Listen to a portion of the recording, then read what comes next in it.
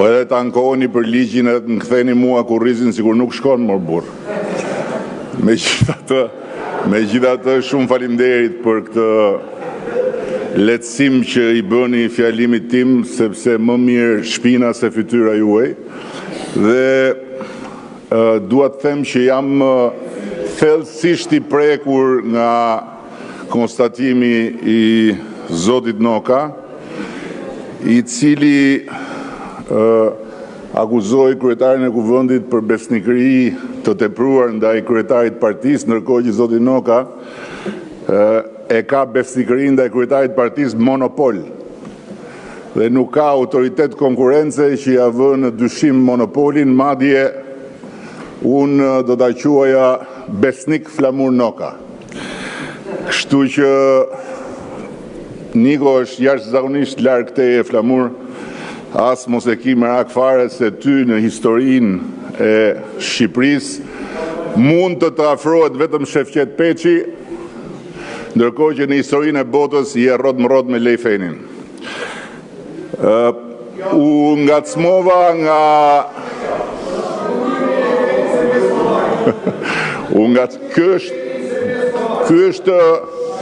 Ky është një opinion që mund ta diskutojmë. Ndërkohë u ngacmova edhe nga një deputet tjetër. Dëgjoj, duhet të ndani opinionet nga ofendimet. Tjetër opinioni, tjetër ofendimi. Edhe duhet ndani opinionet nga akuzat. Tjetër opinionet, tjetër akuzat. Ndajni këto edhe jeni rregull me rregulloren. Ndërkohë që u ngacmova dhe nga deputeti që e falenderoj që po më rri përballë, kjo tregon që ligji nuk e ka afektuar, dhe dua t'i them që po isha në Bruksel, edhe Shqipëria hapi të gjithë kapitujt e negociatave, dhe me që më pyete çfarë mendojnë ata për luftën kundër korrupsionit në Shqipëri, po të them që ata mendojnë se si sot korrupsioni nuk është luftuar ndonjëherë në historinë e këtij vendi. Sepse po të mos e mendonin këtë, nuk do t'i hapnin kapitujt e negociatave, dhe në ndërkohë juve nuk e keni kuptuar akoma që në këtë vend punët janë ndarë. Dhe për sa kohë do vazhdoni të bëni këtu prokurorim popullore, për aq kohë do vazhdoni të jeni aty ku jeni dhe gjithmonë më të kurrur. Tani, natyrisht që këtu nuk jemi për diskutuar për ju, po me që më ngacmoni sa herë ju shoh dhe prandaj nuk vi që të mos ngacmohem. Ju thash disa fjalë lidhur me sa thatë, ndërkohë që dua ta nis pikërisht me varfërinë dhe me të ardhurat. Sepse pikërisht këtu tek raporti me varfërinë qëndron edhe arsyeja pse ne jemi sot mandat në 4. Dhe dua ta nis duke cituar Eurostatin, Institutin Evropian të Statistikave. Shqipëria ka një nivel më të ulët rreziku për varfëri sesa Serbia, sesa Malizi, sesa Bullgaria dhe sesa Turqia. Dhe Shqipëria është më pranë mesatares së Bashkimit Evropian në këtë aspekt. Këtë e thot Eurostati, nuk e them unë. Po vazhdoj me një tjetër burim serioz që përsëri nuk është burim qeveritar, lidhur me ndryshimin e peshës së ushqimit në buxhetin e familjeve shqiptare, i cili ishte afro 50% si peshë në buxhetin familjar kur ne morëm detyrën, dhe sot është nën 40%. Ndërkohë që sipas Bankës së Shqipërisë, jo sipas qeverisë së Shqipërisë, të ardhurat e disponueshme reale të familjeve shqiptare janë rritur mesatarisht 4,5% në vit në periudhën 2021-2024. Dhe po e mbyll me Fondin Monetar Ndërkombëtar, i cili jo më larg se pak ditë më parë tha Shqipëria është ndër ekonomitë me rritjen më të shpejtë në Europë. Me politika fiskale dhe monetare të kujdesshme. Këto janë burime të pa dyshimta për pavarësinë e plotë tyre nga qeveria e Shqipërisë dhe nga shumica parlamentare në Shqipëri. Ndërkohë që dëgjova këtu se në Shqipëri pas ka një taks korrupsioni, dhe dëgjova edhe që me 450 milion euro të incineratorëve mund të bëhej një rritje agresive e pensioneve. Problemi është që ky 450 milion euroshi është thjesht aritmetika e ati që mua më mungon shumë, por që e kujtoj përmes jush, 7-7-42. Ky konstatim nuk figuron as gjëkundi në asnjë nga fashikujt e një çështje të hetuar thellësisht prej shumë vitesh, ku jo 450, po as 45 nuk duken as gjëkundi. Që do të thotë që gënjeshtrat tuaja të vetëdijshme apo të pavetëdijshme janë me 10 herë mbi realitetin. Për sa i përket tunelit Llogaras, dua të them se ai 50 milionshi është si 450 milionshi i incineratorëve. Dhe në ndërkohë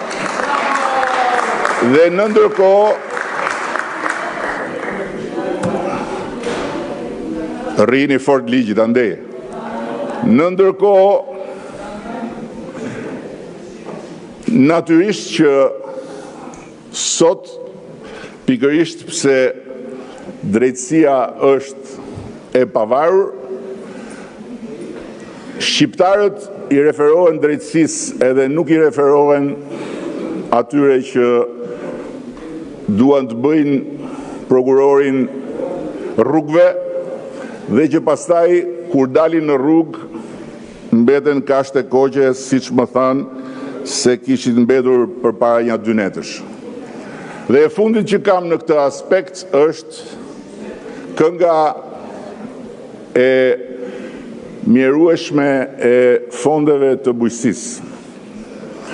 Dua t'i them shqiptarëve se Olafi, i cili bën hetime për llogari të Komisionit Evropian, për vitin 2019 dhe 2023 nuk ka gjetur shkelje të njëjtës natyrë siç ka gjetur në Shqipëri, vetëm në këto vende: Luksemburg, Maltë, Qipro, Irlandë dhe Hollandë.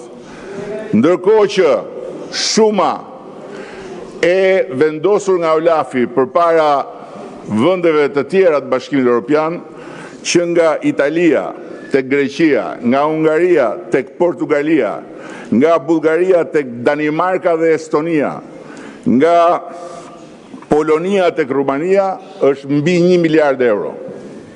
1 miliard euro që në konsideratën e zyrës së hetimit të Bashkimit Evropian janë të keq administruara. Kështu që duhet të mësohemi edhe me këtë aspekt, sepse jemi pranë Bashkimit Evropian dhe thjesht duhet të ulim kokën, të korrigjojmë çfarë mund dhe duhet korrigjojmë dhe gjithmonë të jemi të hapur për të korrigjuar përmes jo ndërhyrjes apo refuzimit të auditeve apo hetimeve të pavarura, por përmes respektimit të tyre. Edhe kjo është një arsye pse kemi hapur të gjithë kapitujt, edhe kjo është një arsye pse shqiptarët na besojnë ne dhe jo juve. Në ndërkohë, ky buxhet është një buxhet historik për Partinë Socialiste, sepse për herë të parë adreson në mënyrë domethënëse dhe të qëndrueshme përmes një angazhimi financiar afatmesëm prej 1.7 miliard eurosh rritjen e mbështetjes së pensionistëve. Dhe e mira e kësaj pune, që gjithmonë vjen pastaj në favorin ton, është se fjalët i merera, faktet mbeten, dhe në ndërkohë ato që dëgjojnë njerëzit nga foltoria apo nga tryezat e këtij parlamenti kanë mundësi të vërtetojnë në muajt dhe në vitet që vinë, siç i kanë vërtetuar të gjitha ato që ne kemi thënë. Kështu që sa më shumë do thuhet që ne nuk po rrisim pensionet, aq më shumë pensionistët do të binden se nuk ka asnjë alternativë tjetër në Republikën e Shqipërisë për ta dhe për niprit e mbesat e tyre përveç Partisë Socialiste të Shqipërisë. Vijojmë me mbrojtjen shoqërore. Mbrojtja shoqërore arrin sot me këtë buxhet në 257 miliard lek, ose me një rritje prej 11.6 miliardësh, që e thënë ndryshe janë 116 milion euro. Kjo shumë për mbrojtjen sociale, ndërkohë që nga një anë varfëria ulet, nga ana tjetër papunësia ulet, është më shumë se sa 2 fishi i mbrojtjes që kishin shqiptarët kur ne morëm detyrën. Më tutje,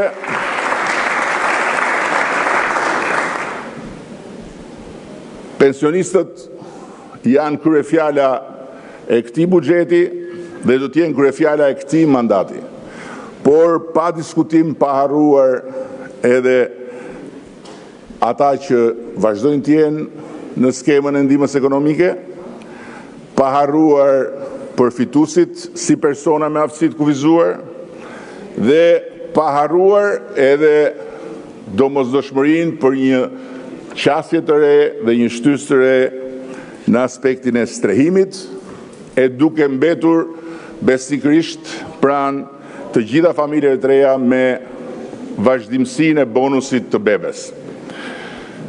Nga ana tjetër, jemi sot në një tjetër vit, me një tjetër buxhet dhe me një tjetër paketë fiskale, por mbetemi besnikërisht të palëvizshëm nga pozicioni ynë se deri në vitin 2029 biznesi i vogël nuk do të paguaj tatim fitimi. Dhe atyre që flasin për varfëri dhe që flasin për papunësi dhe që flasin për taksa, duhet ju them se Shqipëria ka nivelin më të lartë të biznesit pa TVSH në të gjithë Europën. 100 deri në 100.000 euro xhiro, biznesi nuk paguan as tatim fitimi, as TVSH. Ndërkohë që deri 140.000 euro nuk paguan vetëm tatimin e fitimit. Dhe në këtë pikë jemi pa diskutim jo vetëm shumë më lart në të gjithë rajonin në mbështetjet biznesit vogël, por me herë. Mjafton t'ju them që pragu i të vëshës për bizneset vogël në vendin fshinjtë Maqedonisë Veriut është 16.000 euro. Nga ana tjetër, një tjetër zotim i dhënë në pranverë dhe që mbahet në këtë buxhet është rritja e pagës minimale që qysh prej janarit do t'jetë 500 euro.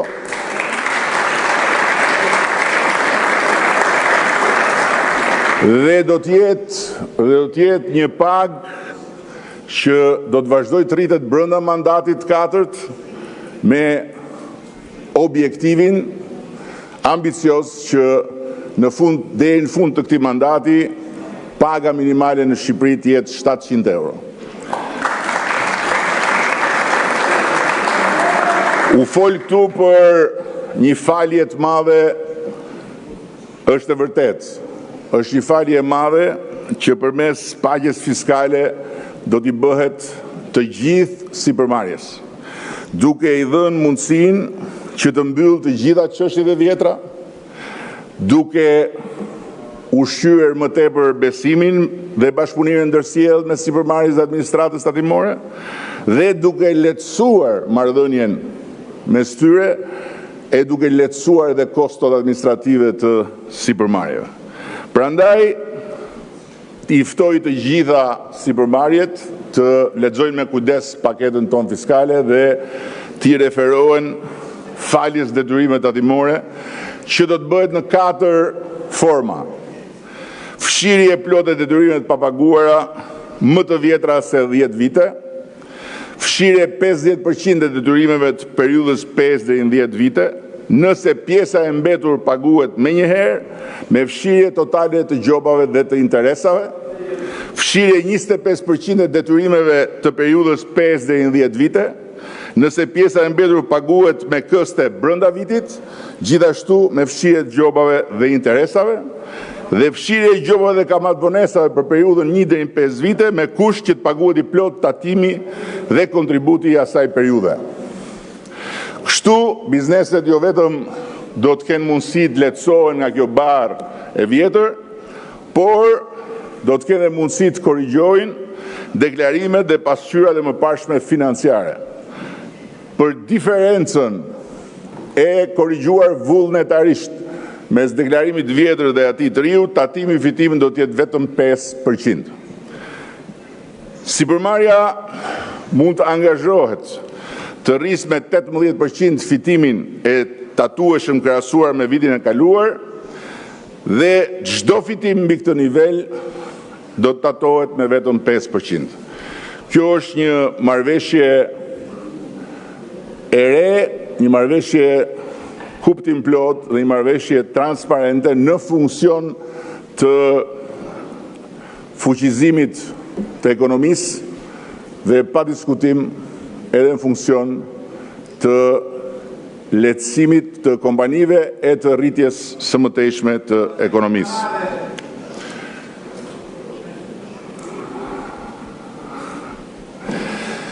Më tutje, dua të them se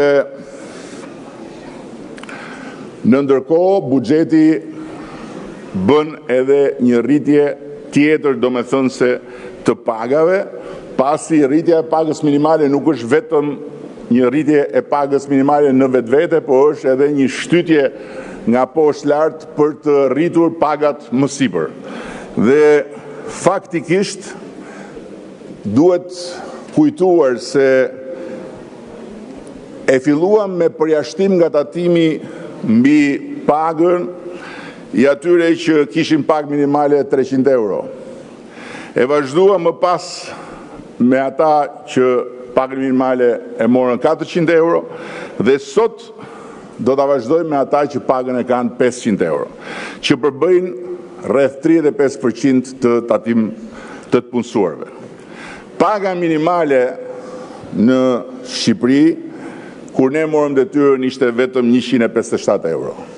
Ajo sot shkon në 500 euro dhe në ndërkohë duhet ta mbajmë mirë parasysh se pesha e të punësuarve me pagë minimale në tregun e punës ka rënë nga 60% në 14%, gjë që tregon një rritje të vazhdueshme drejt pagave më të larta.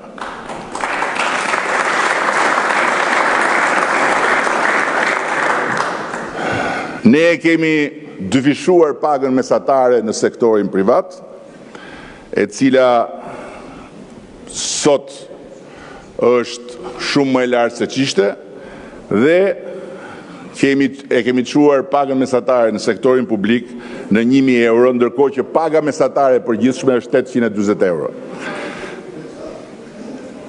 Për herë të parë do të fusim edhe indeksimin periodik të pagës çdo 2 vjet për administratën publike, në mënyrë që të vazhdojmë të fuqizojmë familjet dhe të mbështesim rritjen e standardeve të jetesës. Gjithashtu kemi parashikuar përsëri për herë të parë dhe rritje diferencuara pagash për të mbështetur më shumë punonjësit me paga më të ulta dhe për të siguruar një shpërndarje më të drejtë të kompensimit të gjithë administratës. Kështu si më poshtë 10.600 punonjës shërbimi, sanitare, shofer, teknik, aktivist, arkivist, magazinier, protokollist, do të përfitojnë nga rritja e pagës minimale me 10.000 lekë të reja në muaj. Specialistët administratës publike do të përfitojnë 5.000 lekë të reja në muaj. Mësuesit do të përfitojnë 3.000 lekë të reja në muaj dhe në shëndetësi për herë të parë, përveç indeksimit vjetor, do të fillojë dhe llogaritja e vjetërsisë në punë, gjë që pagën e mjekut përgjithshëm për shembull do ta çojë nga 131.700 lekë në 143.500 lekë, ndërsa pagën e infermierëve do ta çojë nga 87.000 lekë në 92.500 lekë. Të njëjtën gjë, përveç indeksimit me rritjen për vjetërsinë në punë do të bëjmë dhe për punonjësit e policisë shtetit, që për gradat më të ulta do të kenë një rritje mesatare prej 5.000 lekësh të reja në muaj, dhe pastaj, sipas vjetërsisë në punë, për inspektorët nga 18.500, paga do të shkojë në 84.500, ndërsa shtesa do të shkojë në 100.000 lekë. Nën komisarët 95.500 do të shkojë në 100.000 lekë, me shtesa do të shkojnë në 116.000 lekë. Komisarët sot janë 105.000 dhe në total do të shkojnë në 125.000, drejtuesit e thjesht sot janë 130.000, do të shkojnë në 156.540 lekë të reja pagën. Kostoja totale e këtyre masave, për sa i përket administratës, është 100 milion euro. Dhe më tutje dua të theksoj edhe diçka tjetër, sepse flitet për taksa e flitet për barë fiskale. E thash për sa i përket biznesit vogël. Por dua të shtoj dhe se tek biznesi i madh krejt ndryshe nga çfarë thuhet dhe propagandohet, ne jemi vendi që ata që fitojnë më shumë i takson më shumë. Të gjithë vendet e tjera të rajonit, bizneset e madh e taksojnë më pak se sa Shqipëria. Ndërkohë që pikërisht pse nga njëra anë taksojnë më shumë ata që fitojnë më shumë, nga ana tjetër taksojnë më pak se të gjitha vendet e rajonit ata që fitojnë më pak. Pra, biznesin e vogël. Nga ana tjetër, dua të them diçka që është shumë e rëndësishme, sepse ka pasur shumë lloj fjalësh në eterin e rrjeteve sociale edhe në tribunat e propagandës kundër gjithë këtyre masave. Është thënë që po do të rriten pensionet, do të rriten pagat, po do të rriten edhe kontributet. E vërteta është që normat e kontributive që aplikon Shqipëria janë më të ulta se sa vendet e rajonit, por ne nuk do të bëjmë asnjë rritje të kontributeve në këtë fazë. Kështu që të gjithë duhet ta dinë se gjithçka që do të rrisim në buxhetin familjar për pensionistët, për punonjësit administratës dhe gjithçka do të rritet në buxhetin familjar dhe të punonjësve në sektorin publik si rezultat i rritjes pagës minimale, është vetëm rezultat i rritjes së ekonomisë.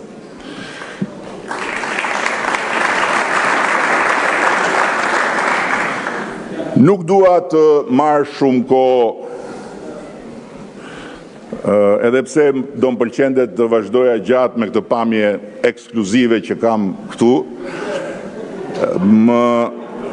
Jo më pëlqen, por më frymëzon shumë. Më frymëzon shumë. Dhe kështu me faqe për muri ju pafsha shumë e faqen për muri ju pafsha gjithmonë vetëm me shëndet, aman, se na duhen i gjallë. Për sigurinë, drejtësinë dhe rendin kemi një buxhet masiv. Natyrisht është një buxhet që diktohet nga detyrimet tona të patjetërshme në dy drejtime. Detyrimi në raport me antarësimin tonë në NATO dhe detyrimi në raport me drejtësinë e pavarësinë e cilës e garanton vetëm Partia Socialiste e Shqipërisë. Dhe kështu në buxhetin që do të miratojmë kemi një rritje domethënëse të mbështetjes qoftë për mbrojtjen, qoftë për drejtësinë. Nuk dua të marr kohën e kolegëve të tjerë ministra që do të flasin më drejt për drejt për sa i përket aspekteve të përveçme të buxhetit në çdo sektor dhe do të flasin me detaje, por dua të shtoj një element të fundit që është skema e re e kompensimit për fermerët që nuk janë subjekte të TVSH-s. Me këtë kompensim të TVSH-s që do të kryhet drejt për drejt nga administrata tatimore, besoj që do t'i japim një shtytje domethënëse përpara edhe sektorit bujqësisë, duke i mbështetur drejt për drejt fermerët dhe norma e rimbursimit që kemi vendosur është më konkurruesja në rajon dhe vendoset mbi nivelet 5 deri në 8% të vendeve tjera duke qenë në nivelin 10%. Duke e mbyllur, dua të siguroj të gjithë ata që na ndjekin që Shqipëria nuk ndalet. Shqipëria nuk ndalet sepse kemi hyrë në një fazë vendimtare. Një fazë vendimtare që dje mori një shtysë të re në Bruksel, ku jo vetëm hapëm të gjithë kapitujt e negociatave, por jemi të çmuar me notat më pozitive. Dhe jemi të çmuar me notat më pozitive pikërisht sepse jo vetëm i kemi qëndruar strikt të gjitha detyrave dhe praktikisht sot jemi në vendin e parë për plotësimin e të gjitha atyre kërkesave të parashikuara nga plani i ri i rritjes, samiti për cilin do të mbahet nesër apo pas nesër këtu në Tiranë, dhe nga ana tjetër jemi të çmuar posaçërisht pikërisht për atë që mallkohemi non-stop nga ata që sot po më fusin në një borxh shumë të madh me këtë pamje spektakolare që po më ofrojnë. Pikërisht për drejtësinë. pikërisht për reformën drejtësi, pikërisht për pavarësinë e drejtësisë, pikërisht për respektin ndaj asaj pavarësie dhe pikërisht për faktin që nëse sot Shqipëria për herë të parë në histori lufton me korrupsionin, nëse sot Shqipëria për herë të parë në histori heton pa dallim, nëse sot Shqipëria për herë të parë në histori ka vendosur në të njëjtin nivel me pushtetin legislativ dhe pushtetin ekzekutiv edhe flamurin e pavarësisë së pushtetit drejtësisë, kjo jo vetëm është merita ekskluzive e Partisë Socialiste të Shqipërisë, por nga ana tjetër botërisht dihet se Partia Socialiste e Shqipërisë është edhe garantja ekskluzive e asaj pavarësie.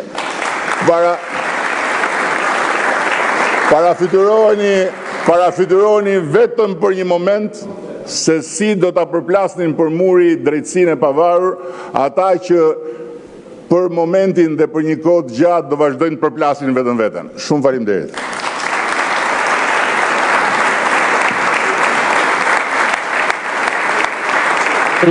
Faleminderit zoti kryeministër.